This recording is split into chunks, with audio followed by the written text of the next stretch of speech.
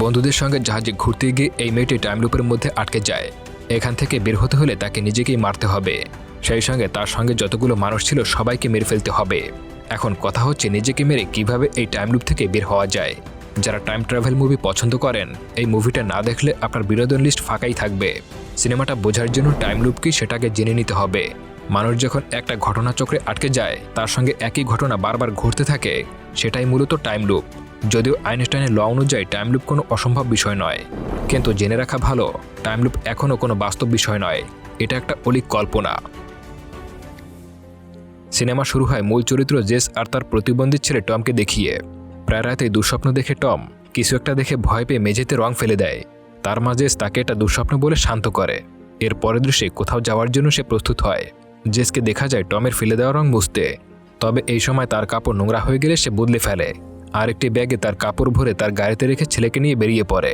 এই সময় তার ফ্রিজে আটকানো নোট দেখে বোঝা যায় সে সমুদ্র বন্দরের দিকে যাচ্ছে। সেখানে পৌঁছে জেস তার বন্ধুদের সঙ্গে সমুদ্র ভ্রমণে যাওয়ার জন্য প্রস্তুতি নেয়। তার সাথে ভ্রমণে রওনা দেয় ভিক্টর, ড্যানি, স্যালি দম্পতি এবং হেদার, এবং সেই সঙ্গে রয়েছে গ্রে। তারা প্রমোত্তরিতে করে সবাই যাচ্ছিল, কিন্তু ভ্রমণের শুরু থেকে জেসকে খুব উভ্রান্ত লাগছিল এবং তার ছেলে টমকেও তার সঙ্গে দেখা যায়নি। সমুদ্রে ভ্রমণ করা শুরু কিছু সময়ের মধ্যেই হঠাৎ ঝড়ের কবলে পড়ে যায়। আর সেই সময় গ্রে তার রেডিওতে একটি সংকেত শুনতে পায়। তাতে একজন মেয়ের সাহায্যের আবেদন শুনতে পায়, কিন্তু এর পরপর সংকেত বন্ধ হয়ে যায়। ঝড়ের তীব্রতায় এক পর্যায়ে তাদের নৌকা উল্টে যায়, আর তারা সবাই এক এক করে উল্টে থাকা নৌকার উপরে উঠে পড়ে। আর খেয়াল করে যে হেদার পানি থেকে উঠতেই পারেনি, আর বুঝতে পারে সে মারা গেছে। এদিকে ঝড় থেমে যাওয়ার কিছুক্ষণ পরে তারা একটা খালি জাহাজ ভেসে আসতে দেখতে পায়। আর কেউ আছে কিনা তা দেখতে গেলে তাদের নজরে পড়ে জাহাজে কেউ তাদেরকে দেখছে, কিন্তু কাউকে ডেকে সাড়া না পেলে তারা এক এক করে জাহাজে উঠে যায়। জাহাজের লোকদেরকে খোঁজার জন্য তারা ভেতরে গেলে জেসের মনে হয় এইসব তার সঙ্গে আগেও ঘটেছে, আর সে জাহাজের এই অংশে আগেও এসেছে। এই সময় ভিক্টর জেসের চাবির গোছা জাহাজে খুঁজে পায়, কিন্তু কেউই বুঝতে পারে না যে তারা এই জাহাজে এলো কিভাবে। তবে হেদার হয়তো তাদের আগে জাহাজে উঠতে পেরেছে, আর হয়তো সেই এই চাবিটা নিয়ে এসেছে। এটা ভেবে তারা হেদারকে খোঁজা শুরু করে, কিন্তু আসলে হেদার জাহাজে ওঠেইনি, কারণ সে ওই নৌকা দুর্ঘটনার সময় মারা যায়। অনেক খোঁজাখুঁজির পর জাহাজে কাউকে না পেয়ে তারা খাবারের হলে গিয়ে সবাই একসাথ হয়। আর তখনই আয়নায় যে সবাইকে দৌড়ে পালাতে দেখে। এটা শুনে ভিক্টর তাকে ধরার জন্য পিছু নেয়, আর গ্রেগ এবং যে জাহাজের বাকি অংশে কাউকে পাওয়া যায় কি না তা দেখতে চলে যায়। আর যাবার আগে ডাউনি এবং স্যালিকে এই হলেই অপেক্ষা করতে বলে।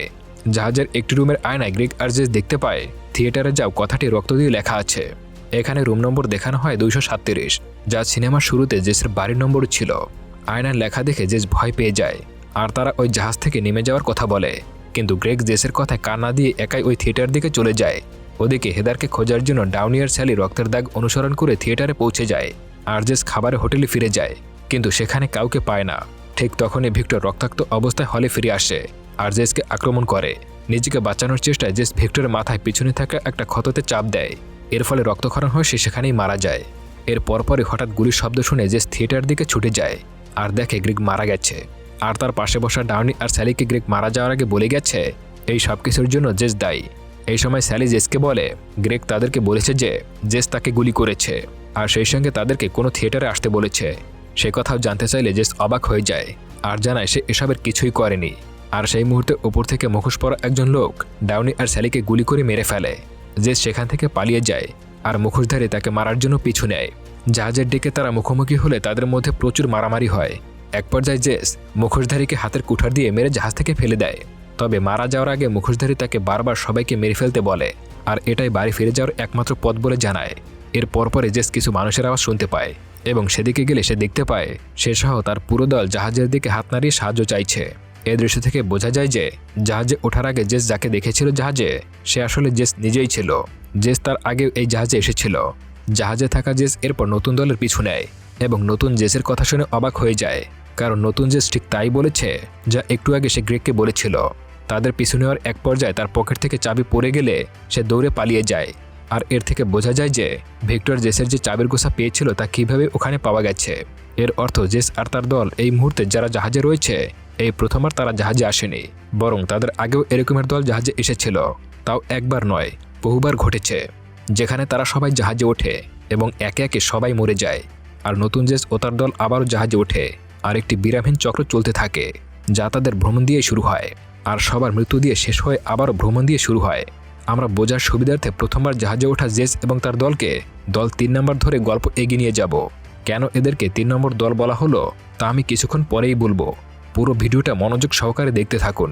হয়তো এখন আপনাদের বিষয়টা মাথার উপর দিয়ে যেতে পারে, কিন্তু একটু মনোযোগ সহকারে দেখুন। আমি পুরো মুভিটা বোঝানোর চেষ্টা করছি। এদিকে জাহাজে যে দলটি উঠেছে সেই দলটির নাম দেব 4। জেস 3 এই সময় যা ঘটেছে তা বিশ্বাস করতে পারে না, আর ডেকে গেলে পানিতে ডাউনি লাশ দেখতে পায়। ঠিক তখনই ভিক্টর 4 ডেকে আসে, আর জেস 3কে তাদের জেস ভেবে অবাক হয়ে যায়।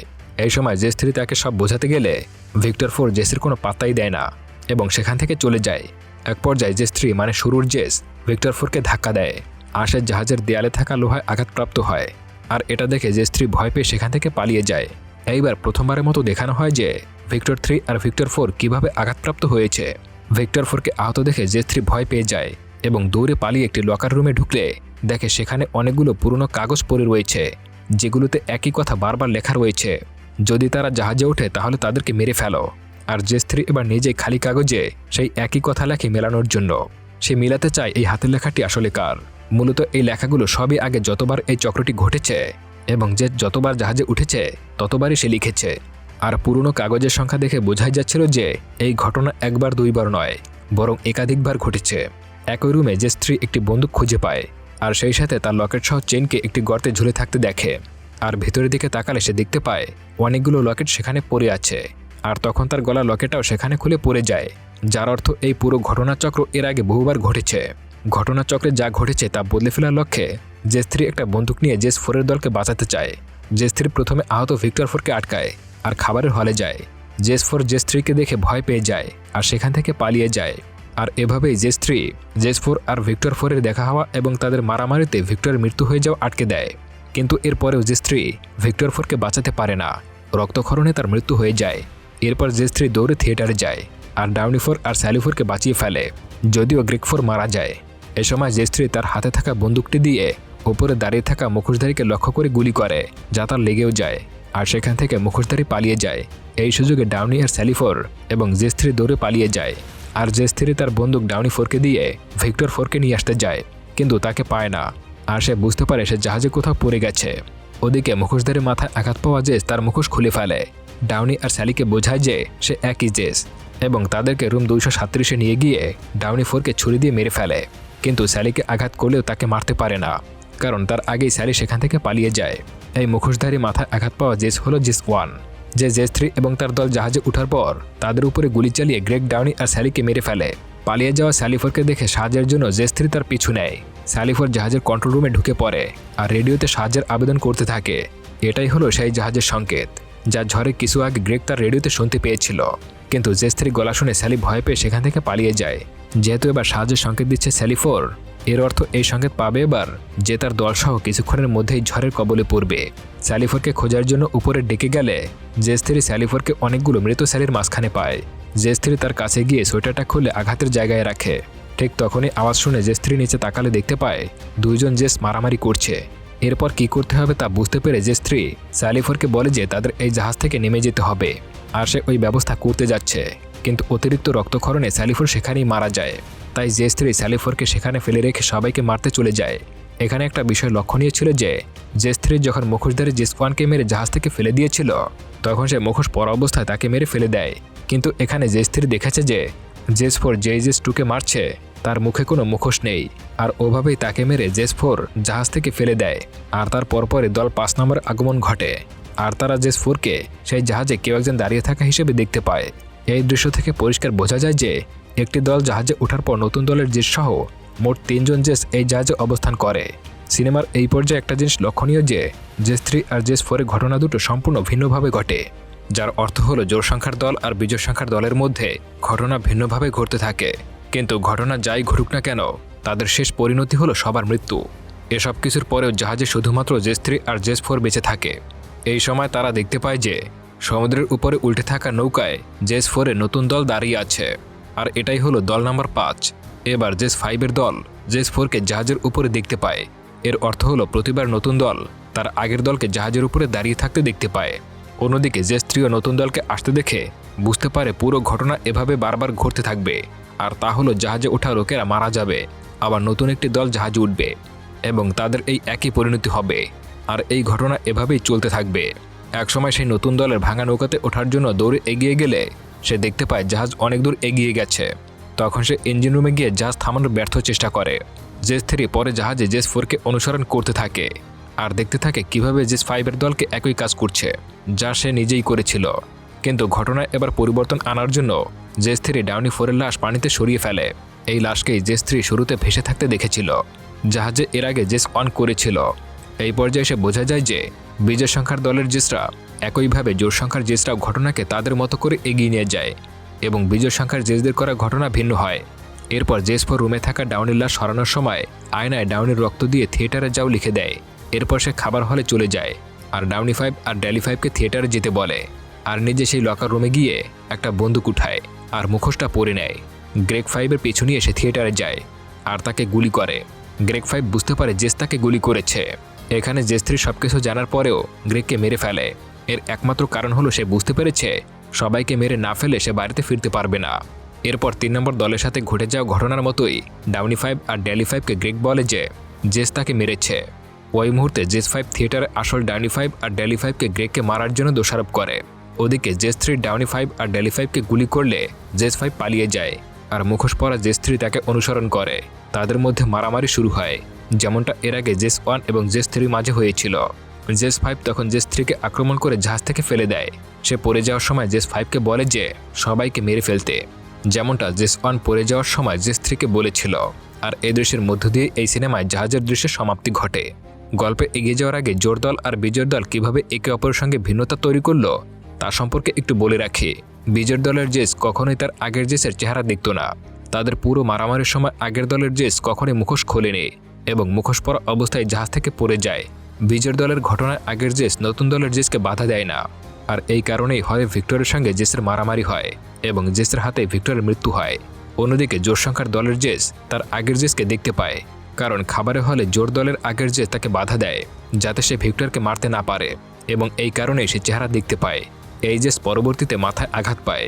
জাহাজের দৃশ্য শেষ হওয়ার পর আমরা দেখতে পাই জেস 3 জাহাজ থেকে পড়ে যায়নি, সে ভাসতে ভাসতে সাগরের পাশে এসে পৌঁছায় এবং তার বাড়িতে ফিরে যায়। বাড়িতে এসে জানালা দিয়ে দেখতে পায় ওই দিন সকালে তার ছেলে এবং তার মধ্যে যে ঘটনাগুলো ঘটছিল তাই। এর অর্থ হলো সে অতীতে পৌঁছে গেছে। জেস 3 দেখে সকালে সে তার ছেলে টমির উপরে চিৎকার করছে। সেই সময় টমি জেস 3কে বাইরে দাঁড়িয়ে থাকতে দেখতে পায় আর বাইরে তার মাকে দেখে সে ভয় পেয়ে যায় এবং তার হাতের রং মাটিতে ফেলে দেয়, যেমনটা আমরা সিনেমার প্রথম দৃশ্যে দেখেছিলাম।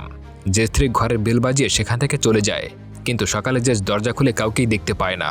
আর এই সুযোগেই জেস 3 পেছনের দরজা দিয়ে ঘরে ঢুকে পড়ে এবং তাকে লাঠি দিয়ে আঘাত করে মেরে ফেলে। টমি এই দৃশ্য দেখে ফেলায় জেস 3 তাকে দ্রুত বুকের মধ্যে জড়িয়ে ধরে এবং এই ঘটনাটা একটা দুঃস্বপ্ন বলে চালিয়ে দেয়।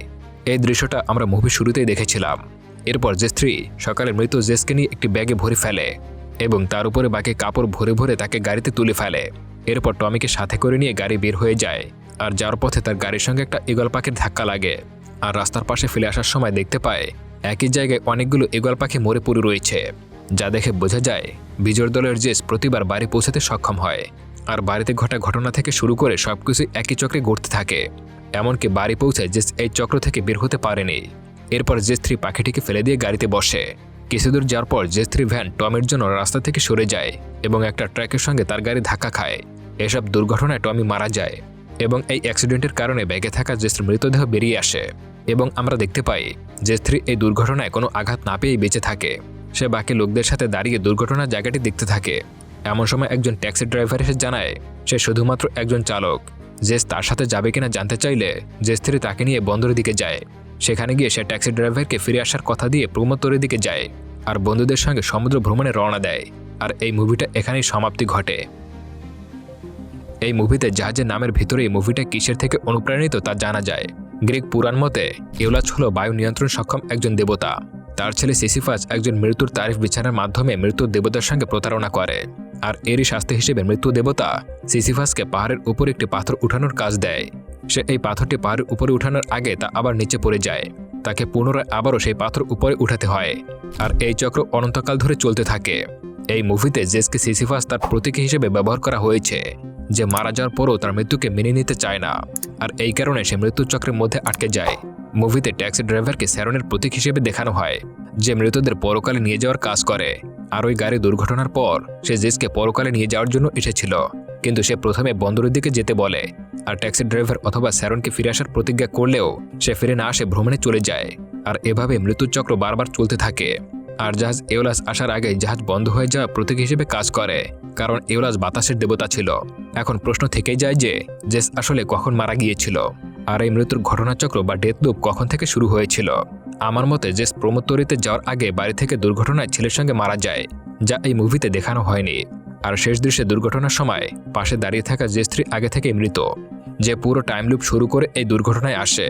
আর তাকে পরকালে নিয়ে যাওয়ার জন্য ট্যাক্সি ড্রাইভার সাধারণ রূপে আসলেও যাবার আগে জেস স্ত্রীকে আসার কথা বলে, কিন্তু জেস স্ত্রী পরকালে না গিয়ে বন্ধুদের কাছে চলে যায় এবং বন্ধুদের সঙ্গে ভ্রমণে চলে যায়, কারণ সে তার এবং তার ছেলের মৃত্যু মেনে নিতে পারেনি। আর এই ট্যাক্সি ড্রাইভার কোনো সাধারণ মানুষ না হওয়ায় একই জায়গায় দুইজন জেসকে দেখার পরেও শান্ত থাকে আর নিজের থেকে জেস স্ত্রীকে তার সঙ্গে যাওয়ার জন্য বলে। এই ছিল আজকের এক্সপ্লেনেশন। তো বন্ধুরা, এই গল্পটা একটু ঘোরানো পেঁচানো। আমি অনেক আগে থেকে এক্সপ্লেন দেওয়ার জন্য চেষ্টা করেছি, কিন্তু কখনো সাহস করে দিতে পারিনি। আজকে অদম্য সাহস নিয়ে মুভিটা এক্সপ্লেন করার চেষ্টা করেছি। যদি আমার এক্সপ্লেনেশনে ভুল ত্রুটি থেকে থাকে তাহলে ক্ষমা সুন্দর দৃষ্টিতে দেখবেন। আর আপনি যদি চ্যানেলটিতে নতুন হয়ে থাকেন তাহলে এখনই সাবস্ক্রাইব করুন। ধন্যবাদ।